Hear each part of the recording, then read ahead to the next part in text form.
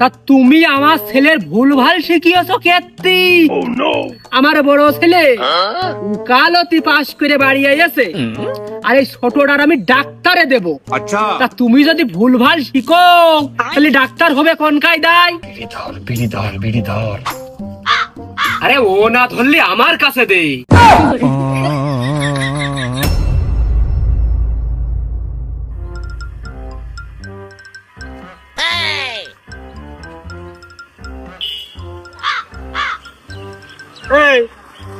স্কুলে না এসে স্কুলের সামনে আন্ড্রেস করে এটা কি করছিস? হ্যাঁ, আমার মাল দেখতে আছি।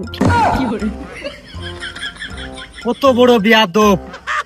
ওই কথা বাড়ালে আমারই সম্মান কমবে না।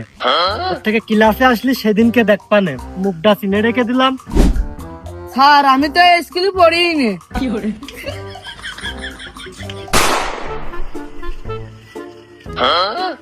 ও একে রয়েদা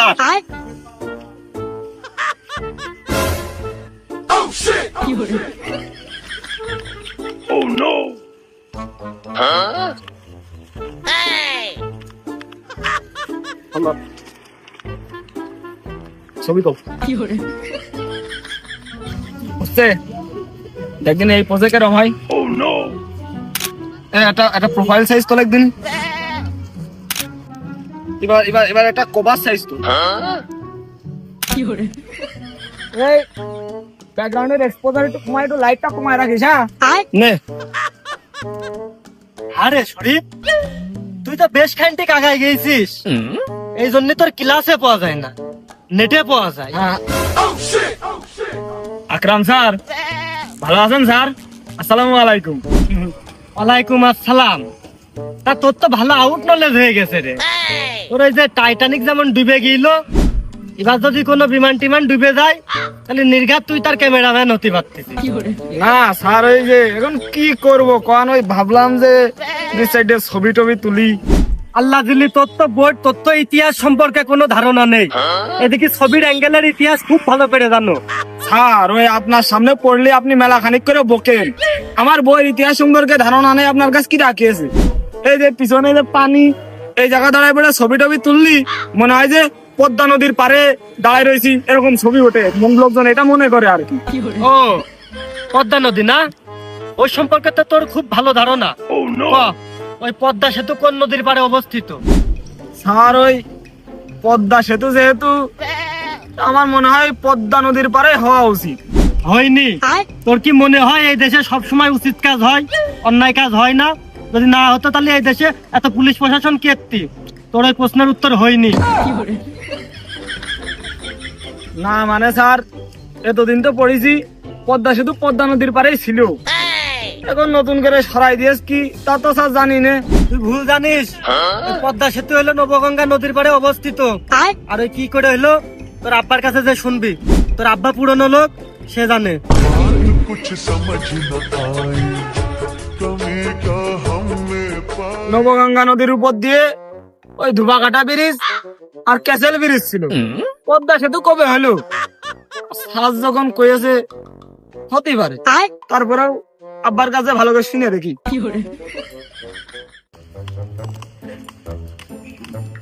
আব্বা শুনতেছো? ও আব্বা, আব্বা। এই কানের ঢাকনা তো খোলাই আছে, এমন তো না যে এনে 4-5 হাজার লোক আছে আব্বা আব্বা করে ডাকতেছিস আমি শুনবো না নে। এই কি কবি ক, আমি শুনতেছি, কলি হয়ে যায়। না ওই তোমার কাছে একজন একটা প্রশ্ন করতে পাঠাইলো। মিছে কথাই তো তুই কবি নি, তার আগে আমি একটা সত্যি কথা কই, তুই শুনে নে। টাকা নেই কিন্তু। আমি পারি না আর পারি না। আমি কি টাকা চাইছি নাকি? স্যার শুনতে গেছে যে আকরাম স্যার। ও তা ও সার হইয়ে আমার কাছে উত্তর শুনতে পাঠায়, খালি ও সার হতি কই এসকিডা, ও সার হইলো কোন কায়দায়? তুমি আসল কথা শুনবাই না নে, এই ঘুরিয়ে পেঁচিয়ে দিন পার করে দিবা নে। তুমি আসল কথাটা শুনবা তো। এই তাই এত বেলা আসল কথা বাদ দিয়ে এই নকল কথা কেত্তি করছিস? তে আব্বা কও ওই যে পদ্মা সেতু পদ্মা নদীর উপরে ছিল না? ছিল মানে? তাই এখন কোনে গেছে? কেউ চুরি করে নিয়ে গেছে? না, ওই আকরাম স্যার কইলো যে পদ্মা সেতু নবগঙ্গা নদীর পারে অবস্থিত। আর যদি বিশ্বাস না হয় তোর আব্বার কাছে যে শুনে দেখকে। কি সে একটা সার মানুষ হয়ে ছেলে পেলের ভুল ভাল শিখনো এইটা যদি পরীক্ষার খাতায় লেখা হয় তাহলে তো নিশ্চিত ফেল হবে। আকরাম এরকম একটা বুদ্ধিমান স্যার হয়ে ছেলে পেলের ভুল ভাল শিখছে। এমনই তুই হেনে থাক, আজকে আকরামের একদিন আর আমার যে কয়দিন লাগে আকরামের আমি একটু খুঁজে আসি আর দেখে থো আসি, তুই এই বাড়িই থাকে।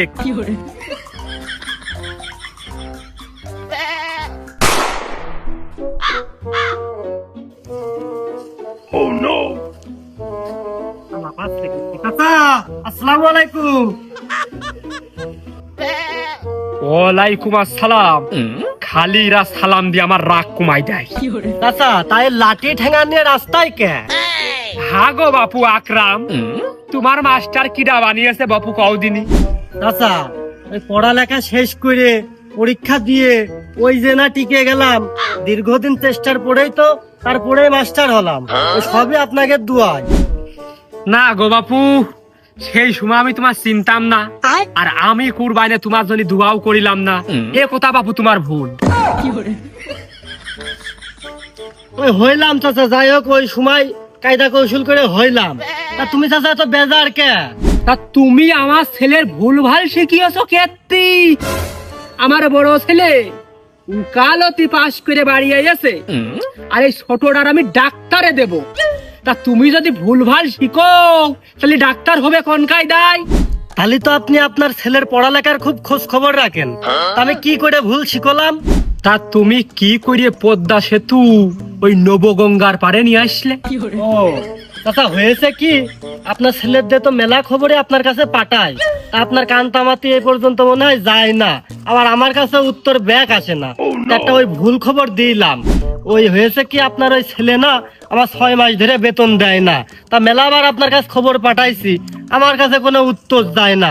তা ওই এই বেতনটা দিয়ে দিয়ে নেন, তারপরে ওই পদ্মা সেতু আবার পদ্মা সেতু জায়গায় চলে যাবেন। হ্যাঁ হয় চাচা, ওই বেতন দিলে পদ্মা সেতু পদ্মা নদীর পাড়ে চলে যাবে না, আর না দেওয়া পর্যন্ত আপাতত ওই নবগঙ্গা নদীর পাড়েই থাক।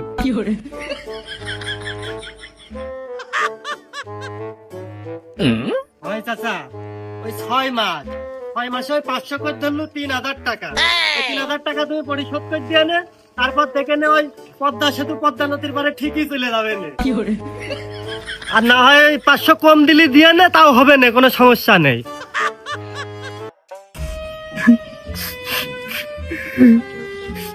তুমি এত সকাল সকাল করে আবার রেখেছিলে বাবা, আমার খুব কষ্ট হচ্ছে। দেখো তুমি মরে যাবে না। তুমি কথা দাও, আমি মরে গেলে তুমি আর কোনো জায়গায় বিয়ে করবা না? আমি কোনোদিন পারবো না অন্য কারোর আমার জীবনের সাথে জড়াতি। अच्छा কিন্তু ওই যে তুমি যদি মরে যাও তাহলে ওই যে আমার ভাত তরকারি রান্ধতে দিয়ে কাপড় টাপড় কাছে দিয়ে একটা লোক লাগে, ওই জন্য একটা চেষ্টা চালাবা না। তুমি বিয়েও যদি করো তাতেও কোনো সমস্যা নেই, কিন্তু তুমি আজকে আমার কথা দিবা, আমার যতগুলো জামা কাপড় আছে এইগুলো তুমি কারোর পরতে দিবা না, কারোর স্পর্শ করবা না, এমনকি তুমি যার বিয়ে করবা তারও না। দেবো কি সাদি, আর কি তোমার জামা কাপড় গায়ে হবেন নাকি? সাদি একটু বেশি মোটা না?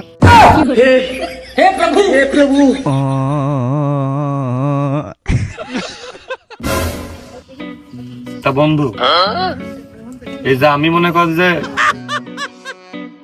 এত উপর পর্যায়ে পড়ালেখা করিয়ে এত সুনাম খ্যাতি অর্জন করিয়ে अच्छा তারপরে ওই যাই সে তুই বন্ধু তোর ভুলে না তোর দোকানে বসে রয়েছি, এই যে আমার কোনো অহংকার নেই, আমি খুব নিরহংকারী। আমার প্রশংসা প্রশংসা কর। তোমার জন্য, শুধু তোমার জন্য আজ আমার চা ঘুটে খাতে হচ্ছে, আর তুমি উকালতি করে বেড়াচ্ছ, তোমার আমি প্রশংসা করব। তা আমার জন্য তোর মানে তোর চা ঘুটায় আমি কিসে উৎসাহিত করলাম, নাকি তোর ভালো উচ্চ লেভেলের হাই কোয়ালিটি চাকরি হচ্ছিল সেই জায়গাতে তোর চাকরি আমি হয়তো দিইনি? তুই আমার এসএসসি পরীক্ষার হলে ভুলভাল প্রশ্নের উত্তর কইলি, আর সেটা আমি লিখে ফেল করেছি। তারপরে তো আমার আব্বার পড়ালেখা করতে দিইনি, ওই জায়গাতেই আমার জীবন ধ্বংস হয়ে গেছে। তো সে আমাদের কথা কোনো মনে রাখলে হয়? কবের কথা ও? দেখা যাচ্ছে এসএসসি পাস করে পরে ইন্টারে ফেল করতিস, 2 বছরে তত পড়ালেখার খরচ মনে সব তোর বাড়তে আরো অযথা নষ্ট হইতো। ওইটাতে বাসায় দিলাম, তার বেলায় কি? তার মানে তুমি কতি চাচ্ছ আমার এসএসসি ফেল করিয়ে তুমি আমার উপকার করিয়েছো? তো উপকার করিনি যে কি করিছি? তুই তো করছিলি যে বন্ধু আমার সব দিক পরীক্ষায় ভালো হয়েছে, এইটাতে তুই একটু আমার হেল্প করিস, তাহলে এটা ভালো হলেই মনে হয় আমি খুব ভালো রেজাল্টে আমার হবে না।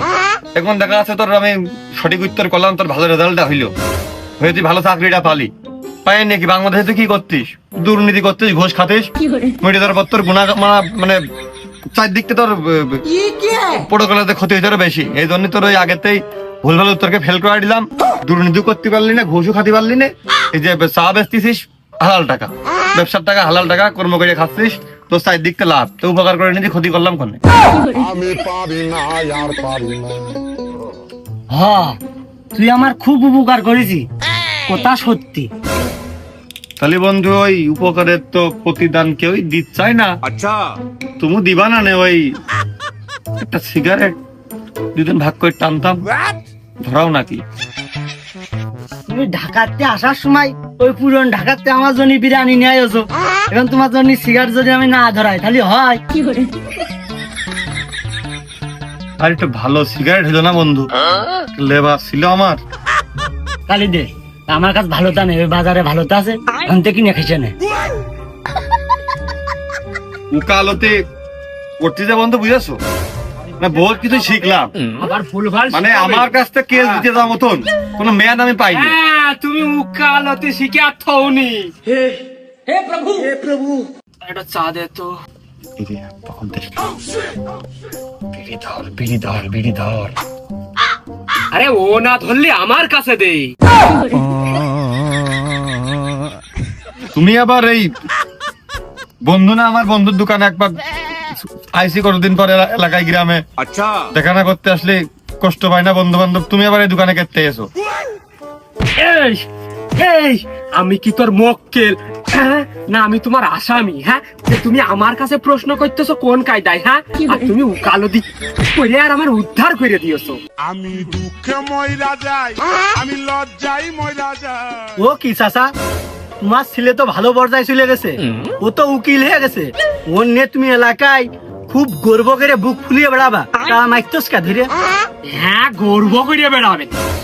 ওরা আমি উকালতি বানিয়ে আমার লস, যার জন্য আমি সেই উকালতি বানাইছি, সেই কাজই আমার হয়নি। এই তুই শুনলি, তুই ওর ধরে মারবি নি। এ তো ভালো জায়গায় ও পৌঁছায়ছে, কি করেছে ও?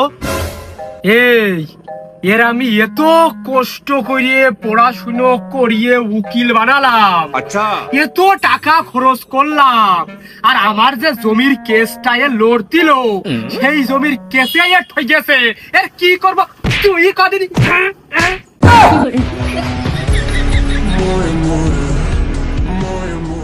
এত বড় ছেলের কে আমাকে ধরে মারে? তো মান সম্মানের বিষয় আছে না? নিজেকেরটা বলে মিশের কথা গুছাই করতে পারেনি। এমালটা এই আমি আর এনে থাকছি নেই, আমি যদি এনে থাকি তাহলে এর আর ফুল মাইরে ফেলতে আমার মন করবে না। আমি এনে থাকবো না, এত কষ্ট করে আমি উকালতি বানাইছি, এখন আমার মনে হচ্ছে এর ফের আমি ওয়ানে ভর্তি করি, না ওই কামরুলির গ্যারেজে দিই, ভালো করে ওই রড আর পাত জয়েন দিয়ে গ্রিল বানিয়ে সাপ্লাই দিলে 1,000 টাকা আমার। ওগো, তোমার চা খাইলে না? ওই ওর খোয়া ওই উকিলটার খোয়া, আর না খাইতে মাথায় ঢাল যাতে বুদ্ধি বাড়ে। নিজের এলাকায় মানে নিজের টাকাতে কিনলে আসলে পাওয়া যায় না, নিজের বাড়ি তো নিজের মানুষগুলো প্রমাণ করাই কষ্ট।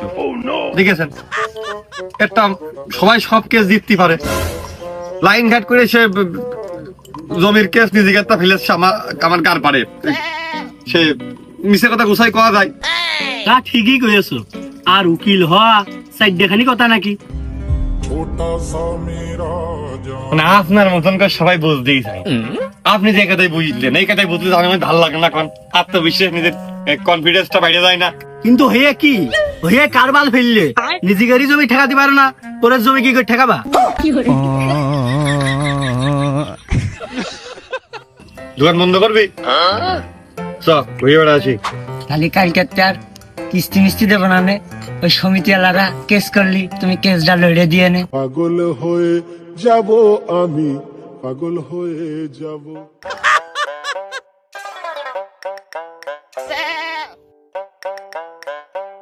लेकिन ये साला कर क्या रहा है यहाँ पे? তা দোস্ত বিড়ির টাকাটা দিয়ে গেলে না, না এই টাকা নিয়ে কোর্টে আপিল করতে হবে? मारो मुझे, मारो मारो मुझे, मारो मारो।